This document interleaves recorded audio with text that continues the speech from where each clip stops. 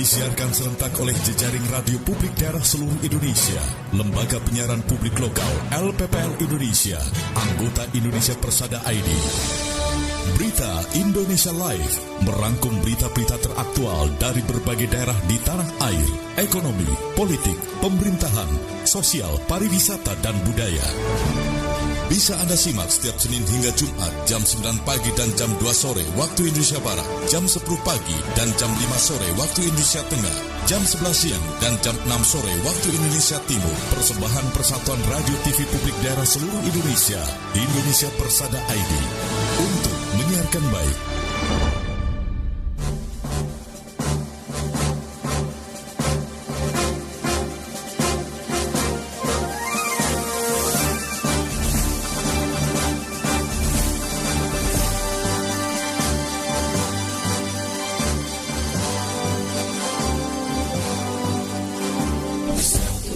Radio TV Publik Daerah Indonesia, lahir dari insan pewarta profesional, mengudara di bumi pertiwi, wujud ketahanan dan sumber informasi bangsa. Persada ID eratkan persatuan bangsa Indonesia, bukan semangat kebersamaan negeri, bangun daerah kuat Indonesia tangguh, teguhkan komitmen jati diri bangsa. Persada ID, mencerdaskan kehidupan bangsa. Persada ID, bangun daerah kuat Indonesia tangguh, korbankan semangat persatuan dan kesatuan untuk daerah maju Indonesia jaya, singkirkan perbedaan, jauhkan pertikaian. Persada ID pilar budaya bangsa, Persada ID pilar budaya bangsa, Persada ID pilar budaya bangsa.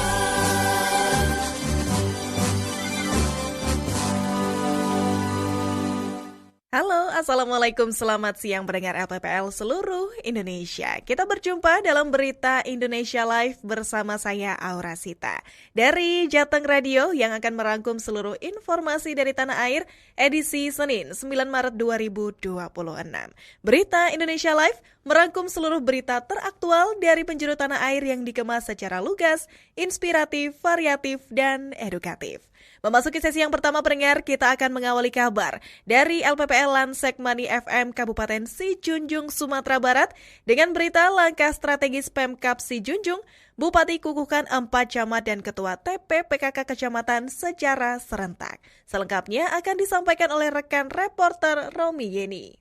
Suasana hikmat menyelimuti Balairung Lansek Mani pada Senin 2 Maret 2026 saat Bupati Sijunjung Beni Dwi Fayuswir resmi mengukuhkan 4 camat baru untuk wilayah Kupitan, Novdel Fenri Malva Putra SSTP MM, Koto 7, Erik Sedenov SIP, Lubuk Taro, Fergif Alnef SSTP MSI, dan Tanjung Gadang Rahmat Azandi Fajar SSTP.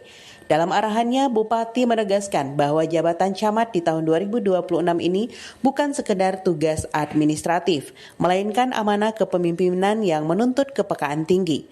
Beliau berpesan agar camat selalu siaga dan memahami setiap dinamika di wilayahnya, dengan filosofi bahwa camat harus tahu bahkan jika ada jarum yang jatuh di tengah masyarakat. Sejalan dengan pengukuhan tersebut, Ketua Tim Penggerak PKK Kabupaten Sijunjung, Nyonya Nedia Fitri Beni Dwifa, juga melantik para Ketua Tim Penggerak PKK, Ketua Tim Penggerak Posyandu, hingga Bunda PAUD dan literasi untuk tingkat kecamatan. Langkah strategis ini diambil guna memperkuat sinergi gerakan pemberdayaan keluarga dari tingkat kabupaten hingga ke unit terkecil di masyarakat. Nyonya Nedia menekankan bahwa PKK bukanlah organisasi seremonial semata, melainkan motor penggerak yang harus memastikan program-program kesejahteraan benar-benar menyentuh kebutuhan warga. Dalam momentum ini ditekankan pentingnya nilai etika, kejujuran, dan keikhlasan dalam menjalankan tugas. Para pejabat baru diingatkan bahwa kepercayaan yang diberikan merupakan hasil pertimbangan matang berdasarkan potensi dan aturan yang berlaku. Kehadiran para pimpinan baru ini diharapkan mampu menjawab tantangan berat di tahun 2026 melalui pelayanan publik yang lebih responsif dan transparan di wilayah kerja masing-masing. Dengan pelantikan ini, pemerintah Kabupaten Sijunjung optimis dapat menghadirkan program yang lebih tepat sasaran, terutama dalam penguatan literasi, PAUD, serta pemantauan aktif di setiap posyandu demi meningkatkan kualitas hidup masyarakat Sijunjung. Demikian berita yang dihimpun oleh LPPL Radio Lansemani FM untuk Berita Indonesia Live. Baik, terima kasih rekan reporter Romi Yeni. Selanjutnya pendengar kabar dari LPPL Giri Suara FM Kabupaten Wonogiri, Jawa Tengah. Perkuat sinergitas di bulan Ramadan 1447 Hijriah, Polres Wonogiri gelar buka puasa bersama Forkopimda, anak yatim, dan awak media. Selengkapnya akan disampaikan oleh rekan reporter Dias. Baik, terima kasih pendengar LPPL seluruh Indonesia. Kebersamaan antara unsur Forum Koordinasi Pimpinan Daerah Forkopimda, aparat keamanan, tokoh masyarakat, hingga awak media tampak dalam kegiatan buka puasa bersama yang digelar Polres Wonogiri di Masjid Al-Ma'ruf Polres Wonogiri, Jumat 6 Maret 2026. Kegiatan tersebut dihadiri Bupati Wonogiri dan Wakil Bupati Wonogiri, Kapolres Wonogiri, unsur Forkopimda, tokoh agama, tokoh masyarakat, jajaran Polres Wonogiri, anggota TNI Polri, awak media, serta pengurus dan anak-anak Panti Asuhan Kajen Wonogiri. Dalam kesempatan tersebut, Kapolres Wonogiri AKBP Wahyu Sulistyo mengatakan, bulan Ramadan menjadi momentum penting untuk memperkuat kebersamaan sekaligus meningkatkan kepedulian sosial di tengah masyarakat dan menjadi kesempatan yang baik untuk mempererat silaturahmi antara Forkopimda, TNI Polri, tokoh agama, tokoh masyarakat, serta seluruh anggota Polres Wonogiri. Dengan kebersamaan diharapkan sinergitas dalam menjaga keamanan dan ketertiban masyarakat di Kabupaten Wonogiri dapat terus terjalin dengan baik. Pihaknya juga mengajak seluruh anggota Polres Wonogiri untuk memperkuat integritas dan meningkatkan pelayanan kepada masyarakat secara ikhlas dan tanggung jawab. Sementara itu, Bupati Wonogiri Setio Soekarno mengapresiasi kolaborasi berbagai pihak dalam menjaga stabilitas daerah yang dinilai turut mendorong kemajuan pembangunan di Kabupaten Wonogiri. Stabilitas dan kondisivitas masyarakat yang terjaga dengan baik merupakan salah satu faktor penting dalam mendukung pembangunan daerah dan meningkatkan kesejahteraan masyarakat. Hal ini tentu tidak lepas dari peran TNI Polri serta seluruh elemen masyarakat. Menurut Bupati, kondisi keamanan yang kondusif turut berkontribusi pada meningkatnya Indeks Daya Saing Daerah atau IDSD Kabupaten Wonogiri pada 2025 mencapai angka 3,81 berdasarkan rilis Badan Riset dan Inovasi Nasional. Dalam kesempatan tersebut, Forkopimda Wonogiri juga menyerahkan santunan kepada anak-anak Panti Asuhan Muhammadiyah Wonogiri serta memberikan bingkisan lebaran secara simbolis kepada awak media sebagai bentuk apresiasi atas peran media dalam menyampaikan informasi kepada masyarakat. Demikian saya Dias dari LPPL Radio Giri Suara Wonogiri, Jawa Tengah melaporkan untuk Berita Indonesia Live. Baik, terima kasih rekan reporter Dias. Selanjutnya mendengar kabar dari LPPL RKPD Kota Denpasar, Bali. Pemkot Denpasar gelar Pramusrenbang Aksi Konvergensi Percepatan Penurunan Stunting 2026. Selengkapnya disampaikan oleh rekan reporter Bambang Haryadi. Baik, terima kasih. Selamat siang pendengar Berita Indonesia Live. Pemerintah Kota Denpasar melalui Bapeda Kota Denpasar menggelar Pramusrenbang pelaksanaan aksi konvergensi pencegahan dan pencepatan penurunan stunting Kota Denpasar tahun 2026 bertempat di Ruang Mahotama Lantai 3, Geraha Sewaka Dharma Lumintang Denpasar. Acara dibuka langsung oleh Wakil Wali Kota Denpasar Kade Agus Aryo Wibawa yang ditandai dengan penandatanganan komitmen bersama Pramusrenbang penurunan prevalensi stunting. Dalam kesempatan tersebut, Aryo Wibawa menegaskan bahwa stunting bukan hanya persoalan kesehatan, tetapi juga menyangkut kualitas sumber daya manusia dan masa depan daerah. Stunting berdampak jangka panjang terhadap tumbuh kembang anak, kemampuan kognitif, produktivitas hingga daya saing bangsa. Dalam beberapa tahun terakhir, angka prevalensi stunting Kota Denpasar menunjukkan perkembangan yang fluktuatif. Berdasarkan hasil survei kesehatan Indonesia tahun 2024, prevalensi stunting berada pada angka 10,8 Sementara itu berdasarkan survei status gizi tahun 2024, angka tersebut menurun menjadi 10,4%. Ia menambahkan hal tersebut harus menjadi bahan evaluasi bersama agar intervensi yang dilakukan semakin tepat sasaran dan efektif.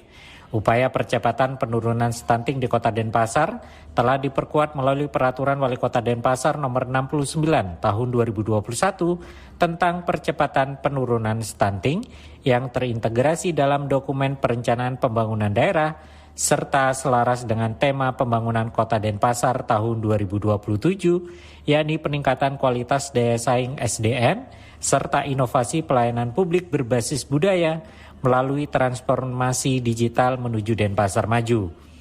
Melalui Pramusrenbang ini, Arya Wibowo berharap seluruh pemangku kepentingan dapat menyepakati langkah-langkah strategis yang akan diintegrasikan dalam RKPD dan Renjana Perangkat Daerah tahun 2027 dengan pendekatan yang sehat, cerdas, dan berdaya saing. Demikian saya Bambang Heriadi melaporkan untuk Berita Indonesia Live. Baik, terima kasih rekan reporter Bambang Haryadi. Dan itu tadi pendengar reporter-reporter dari LPPL Penjuru Tanah Air di sesi yang pertama. Sudah kita ikuti informasinya. Dan saat lagi kita akan masuk di sesi yang kedua setelah jeda berikut ini. Berita Indonesia Live merangkum berita-berita teraktual dari berbagai penjuru tanah air yang dikemas lugas, inspiratif, variatif, dan edukatif. Redaktur Pelaksana Gagak Limang Blora Jawa Tengah, Sasaraina Kepulauan Mentawai Sumatera Barat, Suara Ngawi Jawa Timur, Dimensi Baru Lampung Selatan Lampung, Gema Bungo Jambi. Radio Host Suara Pasuruan Jawa Timur, Selawi FM Kabupaten Tegal Jawa Tengah, In Radio Kepulauan Bangka Belitung, Suara Banjar Kalimantan Selatan, Suara Daksi Nagra Gunung Kidul Daerah Istimewa Yogyakarta, Suara Kampario, Abdi Persada Banjarbaru Kalimantan Selatan, RPD Kutim Sangatta Kalimantan Timur, Gemilang Indragiri Hilir Riau, Gemar Randik Muba Sumatera Selatan, Sonata Kota Bandung Jawa Barat, RPKD Denpasar Bali, RSAL Nganjuk Jawa Timur, Pesona Wonosobo Jawa Tengah, Irama Purworejo Jawa Tengah, Magelang FM Kota Magelang Jawa Tengah, Buana Asri Sragen Jawa Tengah, Magetan Indah Jawa Timur, Sebayu Kota Tegal Jawa Tengah, Gemasai Jaan Kota Baru Kalimantan Selatan, Giri Suara Wonogiri Jawa Tengah, Batara Barito Utara Kalimantan Tengah, Lansek Manih Si Junjung Sumatera Barat, Gemilang Kabupaten Magelang Jawa Tengah, Maros Sulawesi Selatan, Tangerang Radio Banten, Sawah Lunto FM Sumatera Barat, Suara Pacitan Jawa Timur, Mahardika Bondowoso Jawa Timur, Basemah Pagar Alam Sumatera Selatan, Suara Kota Mataram Nusa Tenggara Barat, Langkiso Pesel Sumatera Barat, Gema Sudirman Purbalingga Jawa Tengah, Luhak Nantuo Tanah Datar Sumatera Barat, Tuntung Pandang Tala Kalimantan Selatan, Suara Tabalong Kalimantan Selatan, Kanjuruhan Kabupaten Malang Jawa Timur, Radio In Kebumen Jawa Tengah, Ngada Nusa Tenggara Timur, RGR Tulung Agung Jawa Timur, Suara Gresik Jawa Timur, Odan FM Batubara Sumatera Utara, RSPD Asahan Sumatera Utara, Deli Serdang Berseri Sumatera Utara, Suara Citra Lamando Kalimantan Tengah, Pradia Suara FM Tuban Jawa Timur, Suara Madiun Kota Madiun Jawa Timur, Suara Sampang FM Jawa Timur, Yakohimo Papua, RTFM Temanggung Jawa Tengah, Solok Nan Indah Sumatera Barat, RSKK Kupang Nusa Tenggara Timur, Mako Suara Cita Kota Malang Jawa Timur, Radio Suara Girimnang Lombok Barat Nusa Tenggara Barat, Citra Bahri FM Rembang, Jawa Tengah, Kartini FM Jepara, Jawa Tengah, Bahana Batanghari Jambi, Ramapati, Kota Pasuruan, Jawa Timur, RSPD Kabupaten Sabu, Raijua, Nusa Tenggara Timur. Indonesia Persada ID untuk menyiarkan baik. Pendengar LPPL Indonesia masih dalam program Berita Indonesia Live yang disajikan secara lugas, inspiratif, variatif, edukatif. Merangkum berita aktual dari penjuru tanah air dan kita memasuki di sesi yang kedua akan diawali oleh Persada Talks. Persada ID Talks. Persada ID Talks.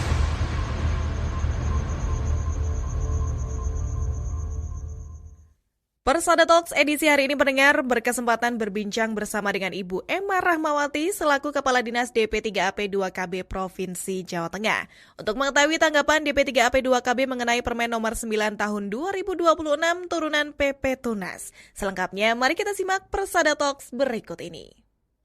Baik pendengar LPPL seluruh Indonesia, kita sudah terhubung siang hari ini dengan Ibu Emma Rahmawati selaku Kepala Dinas DP3AP 2KB Provinsi Jawa Tengah. Kita akan bertanya-tanya kepada beliau dan kita akan bertanya pastinya tentang kemarin baru saja diluncurkan Peraturan Menteri Nomor 9 Tahun 2026 yang merupakan turunan dari PP Tunas nih Kang Mas Bayu, yang dimana ini menyatakan bahwa anak-anak di bawah 16 tahun ini ditunda dulu aksesnya ke platform digital beresiko tinggi. Nah, kira-kira bagaimana tanggapan dari DP3AP 2KB Provinsi Jawa Tengah sendiri mengenai peraturan tersebut? Dan sudah tersambung siang hari ini. Selamat siang Ibu Emma.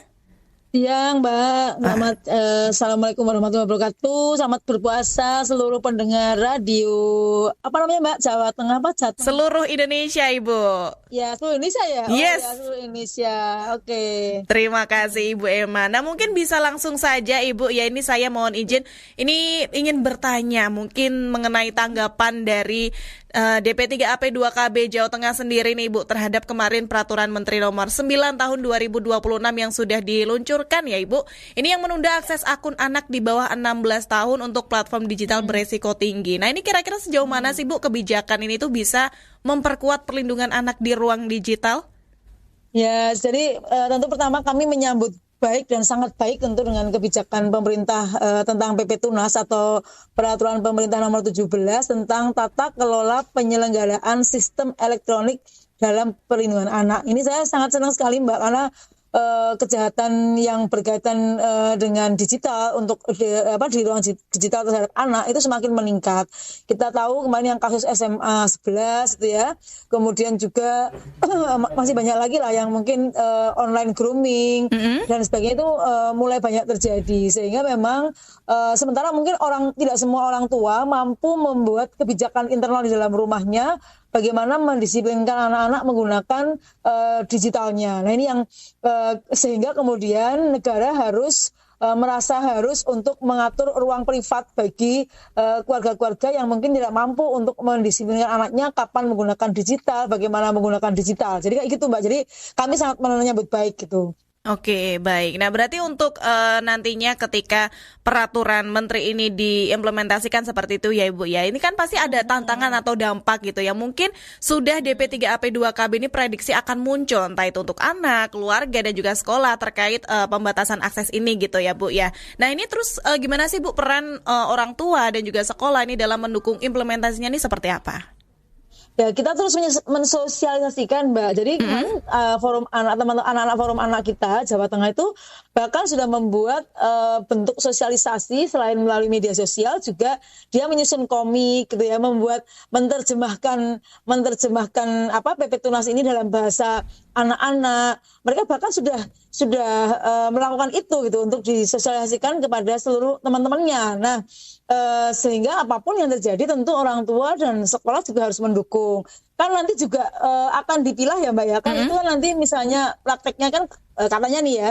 Jadi misalnya nanti seperti Instagram, Facebook, macam-macam platform-platform itu kan nanti akan anak-anak diminta untuk mengisi tanggal lahir. Anak kan ketahuan nih usia anak. Nah, nanti dari platform itulah yang akan kemudian mengelola gitu ya. Ketika ada tontonan-tontonan itu, dia mungkin akan bisa langsung otomatis meng-cut gitu ya. Ketika misalnya YouTube lah, tiba-tiba anak mengakses tontonan yang belum usianya. Nah, jadi dia akan langsung bisa meng-cut begitu ketahuan usia yang menonton itu siapa. Nah, jadi kalau saya sih orang tua dan sekolah harus sangat mendukung, dan tentu yang untuk hal-hal yang baik, yang positif, tentu platform itu akan kemudian memilah lagi yang mana yang baik, mana yang tidak untuk anak. Nah, nanti negara yang pemerintah pusat yang akan mengontrol apakah si platform itu kemudian sudah menindaklanjuti atau belum. Jadi menurut saya sih kalau itu mekanismenya seperti itu bagus ya, saya sangat mestinya orang tua dan sekolah itu harus sangat mendukung gitu. Oke, baik. Nah, tadi sudah disebutkan oleh Ibu Emma ada langkah sosialisasi gitu ya, Bu ya. Nah, tapi mungkin apakah ada langkah lain seperti itu ya, Bu Emma, yang akan dilakukan oleh DP3AP 2KB Provinsi Jawa Tengah untuk memastikan ini kalau kebijakan ini tuh efektif, termasuk mungkin nantinya akan ada program edukasi atau koordinasi dengan pemerintah kabupaten kota dan juga komunitas lokal, Ibu? Ya, kalau itu akan kita lakukan terus ya, termasuk juga koordinasi dengan Dinas Kominfo Digi gitu ya. Kita kira-kira bisa nggak sih melihat dari sisi mereka efektivitas dari PP Tunas ini kan gitu. Kalau kita kan nggak bisa lihat ya Mbak ya, karena kan bukan tugasnya. Tapi mungkin nanti bisa dengan teman-teman Kominfo Digi gitu. Kira-kira bisa dilihat apakah itu efektif atau tidak PP itu. Nanti kita bisa evaluasi terus dan kita terus bagaimana kita bisa mensosialisasikan juga kepada sekolah-sekolah, kepada dinas pendidikan gitu ya, juga dengan kabupaten untuk kemudian disosialisasikan pada anak-anak. Saya pikir kalau PP ini berjalan, Mbak, itu kan akan otomatis, Mbak. Jadi disosialisasikan mau enggak kan itu sebenarnya akan langsung otomatis karena itu yang mengaturkan pemerintah kepada platform kan begitu ya. Jadi platformnya yang diatur supaya dia melaksanakan perlindungan anak. Karena kalau melihat dari regulasi ini kan ada 5 ketentuan utama ya Mbak. Satu adalah pelindungan anak lebih diutamakan dibanding kepentingan komersial atau bisnis. Kemudian ada larangan profiling data anak. Kemudian penerapan batas usia dan pengawasan ketat dalam pembuatan akun. Nah, jadi kan ini kan berarti kepada platformnya ya. Okay. Larangan menjadikan anak sebagai komoditas dalam ekosistem digital dan sanksi tegas. Jadi sebenarnya tuh penerapan ini kepada platform-platform yang ada gitu kan. Sehingga nanti negara itu bisa memantau. Termasuk juga kami kan juga sudah kerjasama dengan Densus 88 Mbak untuk Telegram. Jadi platform Telegram itu ternyata sudah melalui platform itu ada rekrutmen pada anak-anak untuk dididik menjadi radikal, terorisme dan ekstremisme. Nah, ini kita menangani beberapa korban yang karena platform itu yang tidak mengenal apakah itu anak atau dewasa gitu ya, anak-anak direkrut untuk menjadi mereka menjadi orang-orang yang sangat digital dan sebagainya gitu, sangat ekstremis, radikal dan sebagainya gitu. Oke, baik. Mungkin terakhir Ibu Emma, sebelum kita tutup obrolan kita pada siang hari ini, apa harapan dari DP3AP 2KB Provinsi Jawa Tengah sendiri tentang peraturan menteri yang melindungi anak-anak kita pastinya untuk bisa mengakses platform digital beresiko tinggi? Ya, jadi kalau kami tentu yang pertama tadi saya ucapkan terima kasih pada pemerintah yang sudah meringankan beban kita gitu ya.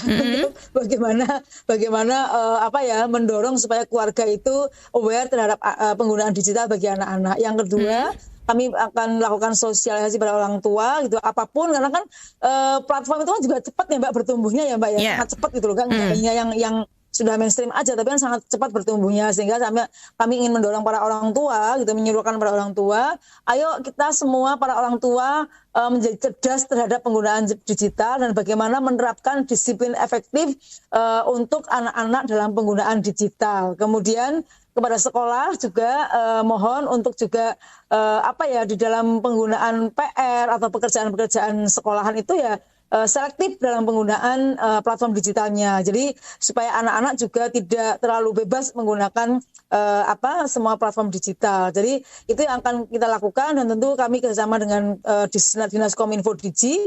Kita akan coba cek gitu ya melalui mungkin yang mereka miliki sistemnya, bisa dicek enggak misalnya apakah PP ini sudah berlaku efektif atau belum gitu.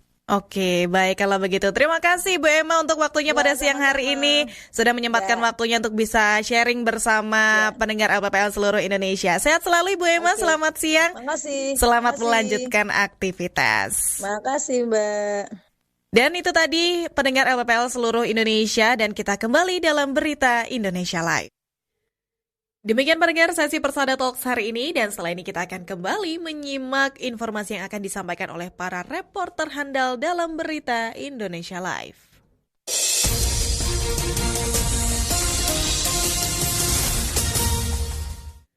Di sesi yang kedua pendengar, kabar diawali dari LPPL RKK Ketapang Kabupaten Ketapang Kalimantan Barat dengan kabar Safari Ramadan di Pendopo Bupati Ketapang, perkuat silaturahmi dan sinergi pembangunan. Selengkapnya akan disampaikan oleh rekan reporter Awang Aji Wasita.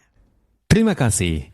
Pendengar LPPL Indonesia, hangat penuh kebersamaan mewarnai Aula Pendopo Bupati Ketapang saat kunjungan Wakil Gubernur Kalimantan Barat, Krisantus Kurniawan, dalam rangka Safari Ramadan 1447 Hijriah, dan disambut langsung oleh Bupati bersama Wakil Bupati Ketapang serta jajaran pemerintah Kabupaten Ketapang. Bupati mengucapkan terima kasih atas kehadiran Wakil Gubernur beserta rombongan yang tentu membawa kebahagiaan, kebaikan, dan keberkahan bagi masyarakat Ketapang. Dalam kunjungannya, Wakil Gubernur Kalimantan Barat mengajak seluruh masyarakat untuk memaknai bulan suci Ramadan sebagai momentum memperkuat persatuan, toleransi, dan kebersamaan di tengah keberagaman masyarakat Kalimantan Barat. Dalam safari Ramadan tersebut juga dilaksanakan penyerahan berbagai bantuan kepada sejumlah perangkat daerah, Badan Amil Zakat Nasional atau Basnas, serta hibah untuk rumah ibadah dan pondok pesantren di Kabupaten Ketapang dan dilanjutkan dengan buka puasa bersama. Suasana tersebut memperkuat komitmen bersama antara pemerintah provinsi dan pemerintah kabupaten dalam membangun Kalimantan Barat, khususnya Kabupaten Ketapang, menuju daerah yang semakin maju, harmonis, dan sejahtera. Demikian yang dapat kami laporkan, saya Awang Aji Wasita dari LPPL Radio Kabupaten Ketapang, Kalimantan Barat untuk Berita Indonesia Live. Baik, terima kasih rekan reporter Awang Aji Wasita. Dan selanjutnya pendengar kabar dari LPPL Tangerang Radio Kabupaten Tangerang Selatan. Bupati Tangerang tinjau langsung lokasi banjir dan serahkan bantuan logistik. Selengkapnya akan disampaikan oleh rekan reporter Andri. Pendengar LPPL seluruh Indonesia, Bupati Tangerang Muhammad Mesa Rashid meninjau langsung sejumlah lokasi terdampak banjir di wilayah Kabupaten Tangerang. Dalam kunjungannya tersebut, Bupati didampingi jajaran perangkat daerah seperti BPBD, Dinas Bina Marga dan Sumber Daya Air, Dinas Sosial, serta PMI. Beberapa titik yang ditinjau diantaranya Kelurahan Bencongan Kecamatan Kelapa II, Desa Kadujaya Kecamatan Curug, serta Perumahan Nuansa Mekarsari II di Desa Rajeg Mulia Kecamatan Rajeg. Menurut Bupati Mesa Rashid, banjir yang melanda sejumlah wilayah tersebut disebabkan oleh tingginya intensitas hujan yang berlangsung cukup lama sejak malam hingga pagi hari. Ia menyebutkan berdasarkan laporan BPBD, sedikitnya 15 kecamatan di Kabupaten Tangerang terdampak banjir akibat curah hujan tinggi dengan durasi yang cukup panjang. Pemerintah Kabupaten Tangerang bersama instansi terkait langsung turun ke lapangan untuk melakukan penanganan serta menyalurkan bantuan logistik kepada warga terdampak yang mengungsi di masjid maupun balai warga. Selain faktor curah hujan, banjir juga dipicu oleh pintu air yang tidak berfungsi optimal, serta tingginya debit air di Sungai Cilongok yang bermuara ke Sungai Cirarab. Untuk mengatasi genangan, Pemkab Tangerang menyiagakan pompa air di wilayah cekungan, khususnya kawasan perumahan, agar air dapat segera dipompa menuju sungai. Pemerintah juga memastikan kebutuhan pengungsi terpenuhi mulai dari layanan kesehatan, obat-obatan, tempat tidur bagi lansia, selimut, hingga bantuan logistik. Dapur umum pun disiapkan untuk memenuhi kebutuhan sahur dan berbuka puasa dari warga yang terdampak. Sementara itu, menghadapi potensi cuaca ekstrim beberapa hari ke depan, Bupati menginstruksikan seluruh perangkat daerah untuk tetap siaga, serta menghimbau kepada masyarakat agar meningkatkan kewaspadaan. Demikian informasi yang dapat kami sampaikan. Saya Andri dari Tangerang Radio untuk Berita Indonesia Live. Baik, terima kasih rekan reporter Andri. Dan itulah pendengar informasi yang sudah disampaikan para reporter handal di sesi kedua dalam Berita Indonesia Live. Jangan kemana-mana pendengar, karena saat lagi masih ada informasi yang bisa Anda simak pada sesi ketiga.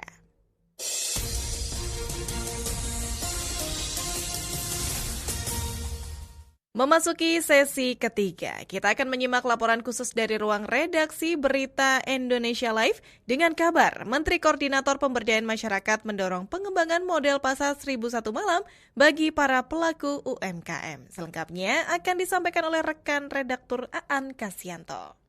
Pendengar LPP Indonesia, Menteri Koordinator Bidang Pemberdayaan Masyarakat Abdul Muhaimin Iskandar mendorong pengembangan model pasar 1001 malam sebagai salah satu upaya memperluas akses pasar bagi pelaku usaha mikro, kecil, dan menengah atau UMKM. Ekosistem ini mempertemukan para pelaku usaha, pemilik modal, industri besar untuk terus bersinergi dalam memajukan ekonomi nasional. Hal ini dikatakan oleh Muhaimin saat berada di Gelora Bung Karno, GBK Jakarta pada Ahad lalu. Menurutnya, jejak jajanan Nusantara atau JJN merupakan bagian dari proyek percontohan untuk memperkuat ekosistem pemberdayaan ekonomi masyarakat. Untuk memperkuat UMKM, Muhaimin meminta pemerintah pusat maupun daerah untuk menyediakan fasilitas yang memadai bagi pelaku usaha rakyat. Karena itu pihaknya pun terus mendorong pemanfaatan berbagai fasilitas publik, khususnya lokasi strategis, agar dapat dimanfaatkan oleh UMKM untuk mengembangkan usaha dan memperluas pasar. Ia pun menyampaikan apresiasi kepada pengelola kawasan GBK serta pemerintah daerah yang telah memberikan dukungan terhadap pelaksanaan festival GJN sebagai ruang promosi dan pengembangan usaha bagi UMKM. Ia juga mengapresiasi 64 pelaku usaha yang terlibat dalam festival GJN, khususnya para perempuan pelaku UMKM yang selama ini menjadi penopang ekonomi keluarga. Laporan khusus redaksi Aan Kasianto untuk Berita Indonesia Live. Baik, terima kasih rekan Aan Kasianto. Selanjutnya pendengar kabar dari LPPL Radio Suara Rakyat Hulantalo Gorontalo. Kabupaten Gorontalo terima porsi terbesar 252 paket BLP 3G mengalir ke Batuda hingga Dungalio. Selengkapnya akan disampaikan oleh rekan reporter Marlona. Pendengar LPPL seluruh Indonesia dimanapun Anda berada, Kabupaten Gorontalo terima porsi terbesar 252 paket BLP 3G mengalir ke Batuda hingga Dungalio. Memasuki hari keempat, agenda penyaluran bantuan pangan, Wakil Gubernur Gorontalo Ida Syaida Rusli Habibi melakukan penyaluran secara bertahap di 4 kecamatan di Kabupaten Gorontalo, Batuda, Tabongo, Bongomeme, dan Dungalio, Jumat 6 Maret 2026. Dalam kunjungannya, Wagub Ida menyoroti perbedaan signifikan pola penyaluran bantuan tahun ini. Jika tahun-tahun sebelumnya penerima bantuan seringkali masih dalam usia produktif, kali ini pemandangan di lokasi penyaluran didominasi oleh rambut putih dan langkah kaki yang mulai melambat. Di sela-sela penyerahan di Kecamatan Tabongo yang menjadi titik dengan penerima terbanyak yakni 92 orang, Wagub memberikan peringatan tegas berdasarkan evaluasi tahun lalu. Ia meminta warga untuk tidak menjual paket bantuan tersebut hanya demi mendapatkan uang tunai atau membeli kebutuhan non-pokok seperti rokok. Dari total 3.000 paket bantuan untuk seluruh Provinsi Gorontalo, Kabupaten Gorontalo mendapatkan porsi terbesar dengan total 1.330 paket. Sementara total bantuan yang diserahkan Wagub Ida hari ini sebanyak 252 paket yang terbagi di masing-masing kecamatan. Kecamatan Batuda 43 paket, Tabongo 92 paket, Bongomeme 57 paket, dan Dungalio 60 paket. Saya Marlona, reporter LPPL Radio Suara Rakyat Hulundalo, Gorontalo melaporkan untuk Berita Indonesia Live. Baik, terima kasih rekan reporter Marlona. Selanjutnya pendengar dari LPPL Suara Pasuruan FM Kabupaten Pasuruan, Jawa Timur. Bupati Pasuruan, Mas Rusdi Sutejo, launching UGD 24 jam se-Kabupaten Pasuruan. Selengkapnya akan disampaikan oleh rekan reporter Anggun. Selamat siang pendengar LPPL Indonesia. Per tahun ini seluruh puskesmas di Kabupaten Pasuruan melayani 24 jam penuh. Layanan UGD 24 jam 33 puskesmas se-Kabupaten Pasuruan ditandai dengan launching oleh Bupati Pasuruan Mas Rusdi Sutejo bersama Wakil Bupati Gus Sobih Asrori di Puskesmas Pohjentrek Sabtu sore 7 Maret 2026. Dalam sambutannya, Mas Rusdi menegaskan keberadaan UGD 24 jam di 33 puskesmas se-Kabupaten Pasuruan menandakan semakin majunya layanan kesehatan daerah, sebab sangat membantu masyarakat yang membutuhkan layanan kesehatan, khususnya kegawat daruratan di luar jam kerja. Sederhana saja saya minta kepada Kepala Dinas Kesehatan yang pertama, layanan puskesmas 24 jam. Kita tidak perlu melayani pun seperti pada waktu pagi hari puskesmas itu buka. Tidak, tapi paling tidak ojo kosong puskesmas ini.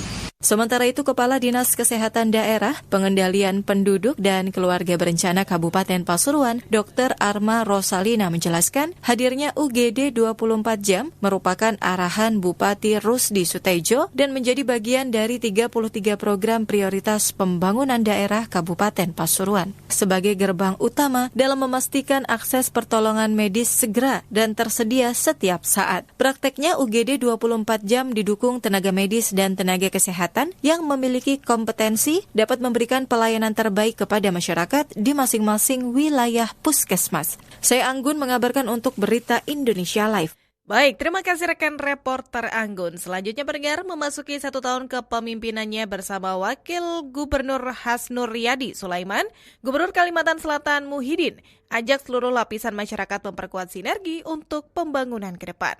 Selengkapnya akan disampaikan oleh rekan reporter Budi Rahman dari LPPL Abdi Persada FM Banjarbaru, Kalimantan Selatan. Baik, terima kasih. Pendengar LPPL seluruh Indonesia, dari Kalimantan Selatan dapat kami laporkan, Gubernur Kalimantan Selatan Muhyiddin mengajak seluruh unsur pemerintah dan masyarakat untuk terus memperkuat sinergi dalam membangun daerah.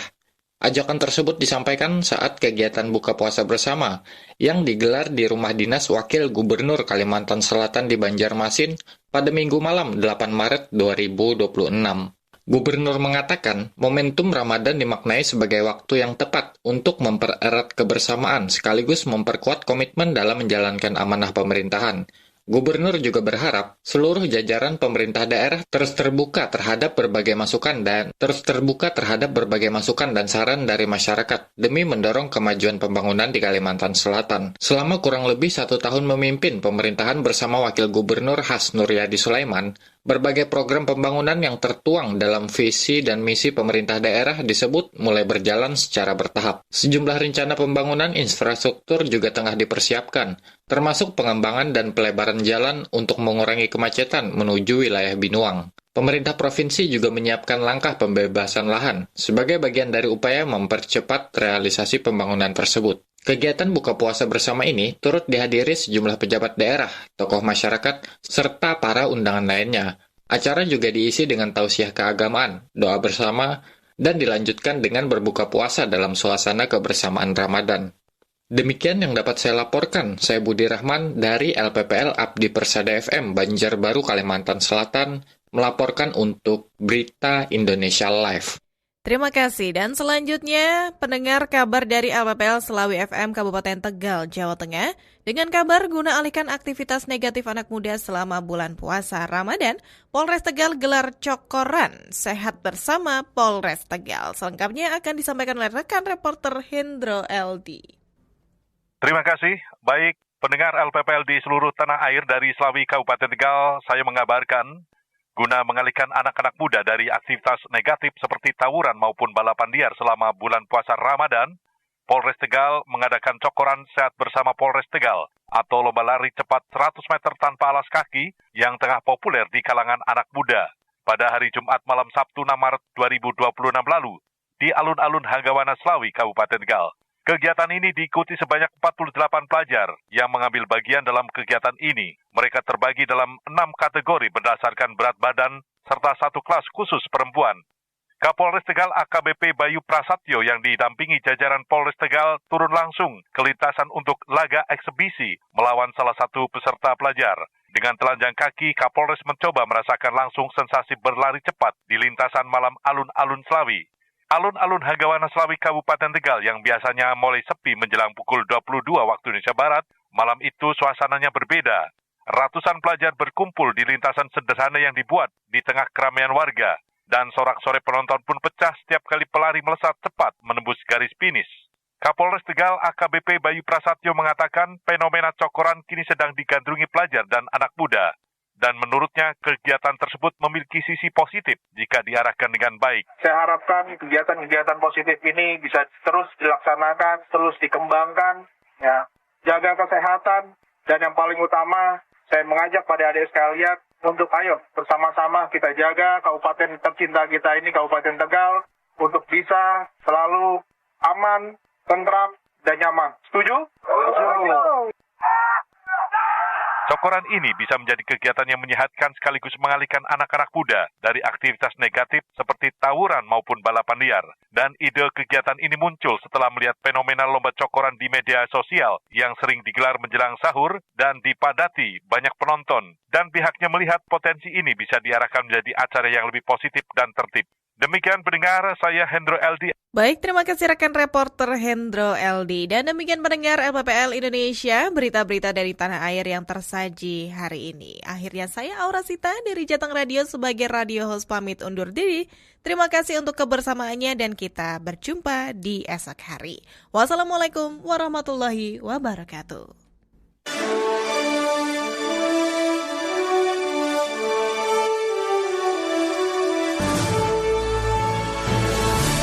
Baru saja Anda ikuti berita Indonesia Live, disiarkan serentak oleh jejaring radio publik daerah seluruh Indonesia, lembaga penyiaran publik lokal, LPPL Indonesia, anggota Indonesia Persada ID. Berita Indonesia Live, lugas, inspiratif, variatif, edukatif, persembahan Persatuan Radio TV Publik Daerah seluruh Indonesia, Indonesia Persada ID, untuk menyiarkan baik.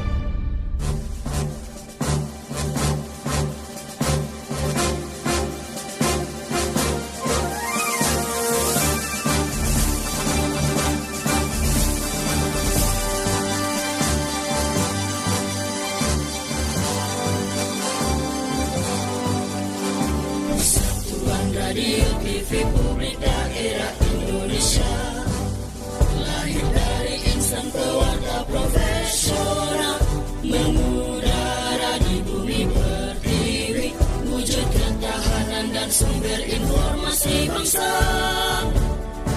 Persada ID eratkan persatuan bangsa Indonesia, bukan semangat kebersamaan negeri, bangun daerah kuat Indonesia tangguh, teguhkan komitmen jati diri bangsa.